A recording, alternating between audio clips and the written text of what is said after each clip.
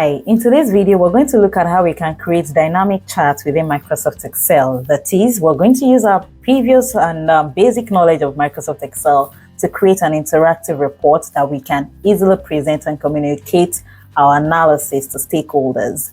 Now, we're going to look at four concepts.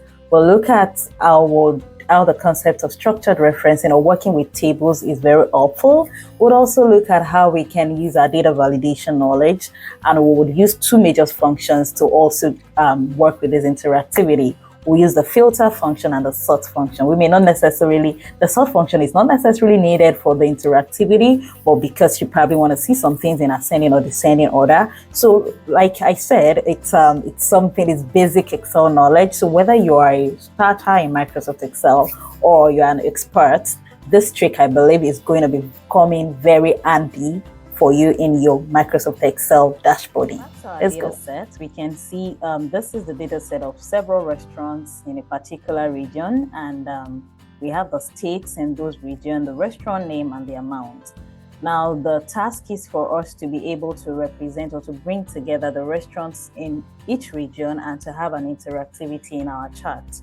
So the first temptation is to probably just insert a chart directly, maybe taking into consideration the state and the amount, or probably even use a pivot chart. But in this situation, let's assume there is no need. I mean, this data is just it's less than 20 rows. You may not necessarily need a large pivot chart to solve for this. So let's see how we can explore our basic Excel tool or basic Excel chart to get this report out, and we'll have the same interactivity. First, I want to insert a table. It's always advisable to work in tables, and I'm going to just do it like that. And if you do not understand the concept of working in tables, please check our structured referencing course. Now, I have put this in table. The next things I want to do is to represent the state in a data validation format in a particular cell. So I'm going to quickly do that. Now, just before I do that data validation or create a drop-down list, I'm going to emphasize on why I'm working with tables. Tables basically help automation easy. If in the near future, this data set would get updated and some things would get added to it, we'll see how it will benefit us in our report and how it will benefit us in our chart and how it can make our chart very dynamic. Now, let's quickly go for the data validation bit. So I'm going to just reference this cell. I'm going to come to the data tab, come to my data validation. I want a list, so because I want a drop down list, and I'm going to just highlight the states here. So because I computed this data, so I know the states that are representative all over. So I know Ondo to Rivers, Ondo to Oyo State, those are the representative states in this particular data set.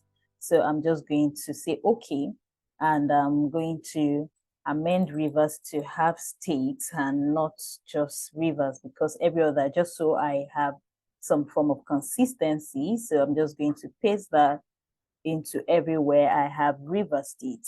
Now, our data validation is here, which means I can easily choose or toggle to any states that I want. And so let's now quickly see where the magic happens, and that's where the filter function comes in. The filter function is more like a skill function that is basically going to help us look into,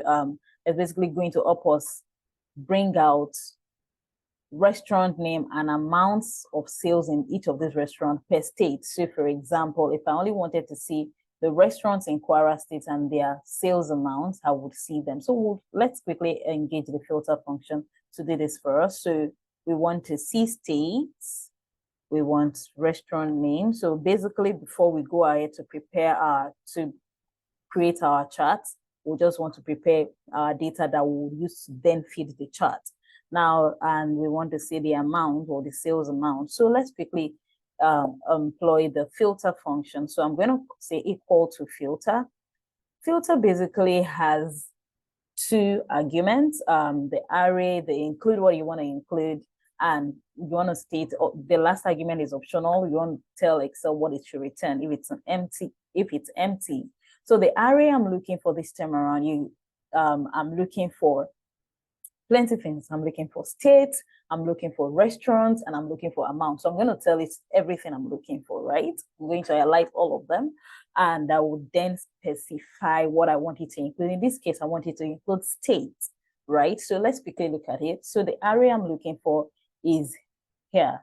The state, the restaurant, and the amount is in the entire table, right?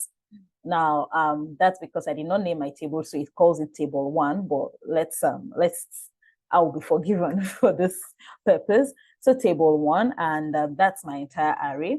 And what do I want it to include? I want it to include the state. So I'm going to then, I'm going to specify what I want it to include, which is state. So I'm going to highlight this entire array that has state in it, right? Remember, I've already done a data validation here, or a drop-down list, so that it can become more interactive for me. It can keep changing depending on what state I select.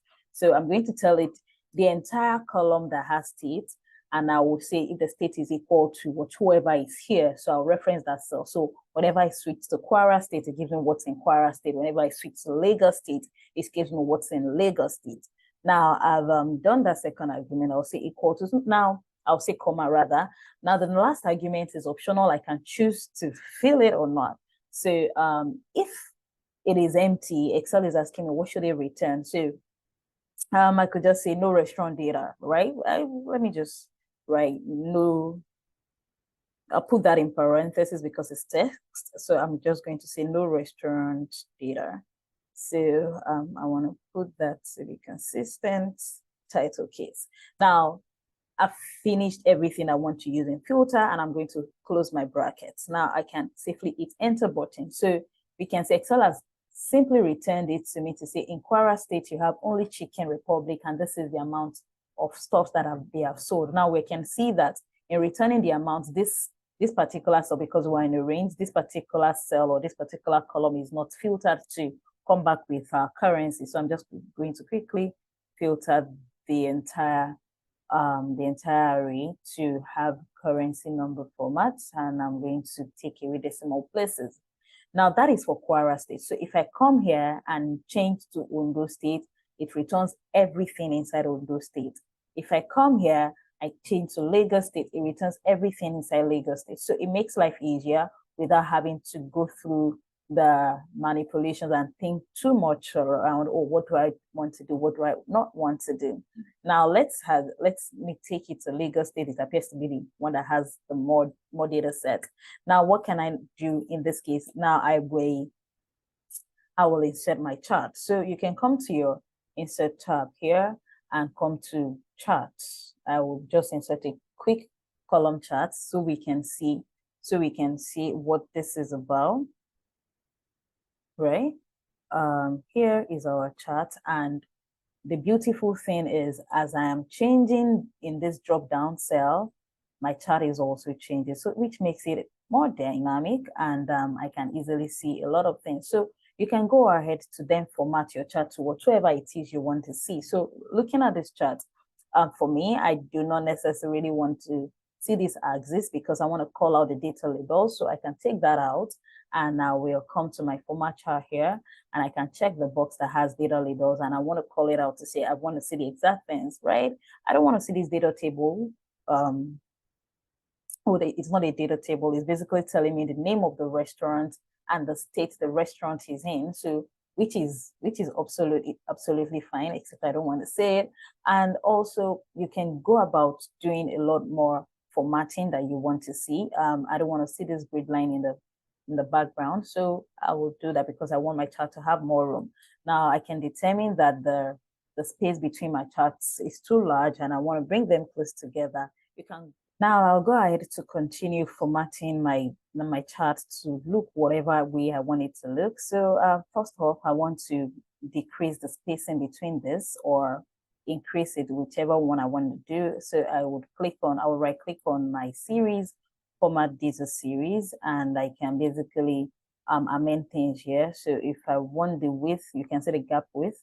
If I want the width to be wider, I can reduce it that way, or if I want it to be a bit thinner, I can really play around things. So in my case, I'm just going to stay in between somewhere I'm just going to stay in between somewhere like this. I can do that. If you want your series to overlap, basically what this does is it's it brings it brings your charts closer to one another, such that they may want to overlap on one on top of another. But this is not going to be possible because of the text here. The series are well overlapping. So you may want to continue formatting your chart again. The title may be restaurant sales by restaurant sales data. So you could write that in sales data. If you wanted to change the look and feel of your charts, you want to change the feel, or the feel color, or you want to change you want to change the entire chart style, that you could do that all around. So let's attempt to change the shape feel. I would settle for something like green, or this kind of green. This is less piercing to the eyes. And you can basically, as soon as you insert your chart, the contextual tab called chart design comes up for you, and you can easily play around everything you have here. So yeah, basically that's how you can add interactivity to your Excel charts using the filter function. So the importance of working in table is for situations where your table or your data set expands and you have, let me include something for Lagos State. Let's say we now have KFC data. This basically is coming up because it says it found a problem with a formula because I copied it from somewhere. I copied it from another worksheet. So let's add KFC, and so you can automatically see that KFC has been added to where we have the smaller data, which is our preparation data. And you can look at our chart. Our chart is also being already updated. So let's say KFC has $5,000 sales, and we can see the chart would also automatically adjust itself. Now, this is one important, or one very fantastic element of working with one very fantastic element of working with the spill function or the filter function. Now let's attempt to arrange this in descending order using the sort function. You can also, depending on what you want to see really. So I'm just going to include just where I put I'm just going to wrap this filter function. I'm going to wrap it with sort so that it can really sort things for me wherever it can really sort things for me. So let me just quickly put that. So I'm going to say sort, and sort would ask me for the array. So the filter function basically stands for the array. The entire argument inside filter stands for the entire array. So I'm just going to go to the end and fulfill the second argument, which talks about a sort index. So what do I want to sort is the amount. The amount in this case is in the third column of my array. So I'm just going to write 3, and basically asks me what is the sort order. Is it in ascending order and descending order? In this case, I want to sort by descending order. That is, I want to say the top selling first, then give me the bottom selling. And I'm just going to do that, use my tab key and do that. And it's going to hit enter button. So I can easily see how, and this works for all the states. The moment I choose another state, it works. So I can see Lagos State, the top selling restaurant in Lagos State is KFC, and the bottom selling restaurant in Lagos State is Gusto. Now, let's switch for another state, Ondo State. You can see that the data has been arranged in descending order. We can see Captain Cook is the top selling restaurant in Ondo State, and HTML Foods is the least selling restaurant according to this data. Now, River State, we can look at the same thing, and we'll see how we can easily see how our data would basically interact with our charts. In Kwara State, there's only one restaurant. So in Oyo State, there's only one restaurant. So we can basically see how we can use our basic knowledge of Excel to build interactivity within Microsoft Excel using working in tables, making a drop-down list, and using the filter or the sort function to basically continue with our analysis and provide a more dynamic dashboard. All right, if this lesson has been helpful, don't forget to click the like button, subscribe, and share with a friend. Bye.